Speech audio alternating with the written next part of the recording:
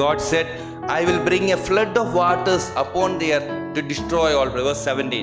அங்கே 17வது வசனம் சொல்கிறது, ஆண்டவர் அங்கே என்ன சொல்றாருன்னு சொன்னால், நான் உலகத்தில் ஜலப்பிரளயத்தை 17வது வசனத்தை பார்த்தீங்க அப்படின்னா, வானத்தின் கீழே ஜீவ சுவாசமுள்ள சகல மாமச ஜந்துக்களையும் அழிக்க நான் பூமியின் மேல் ஜலப்பிரளயத்தை வர பண்ணுவேன் என்று சொல்லி வேதம் சொல்லுகிறதை நான் பார்க்க முடியும். In the same way, as the days of Noah were, so also shall be coming of Son of Man. Just before the end time, Christ second coming, the same situation, wickedness is going to happen. எப்படி no one காலத்தில் ஆண்டவர் அதை சொன்னாரோ செய்தாரோ, அதே போல அங்கே ஆண்டவர் இரண்டாவது முறையாக வரும்பொழுதும் இந்த விதமான காரியங்கள் நடைபெறும். அக்கினி மூலமாக ஆண்டவர் சுத்திகரிக்க இருக்கிறார் என்பது நம்ம அறிந்து கொள்ள வேண்டும். But this time the earth is going to be cleansed by fire, and that is found in Revelation 20.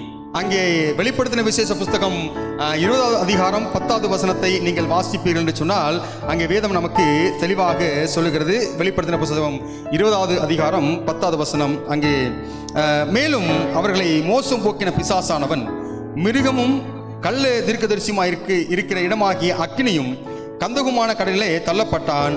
அவர்கள் இரவும் பகலும் சதா காலங்களும் வாதிக்கப்படுவார்கள் என்று சொல்லி வேதம் சொல்கிறது.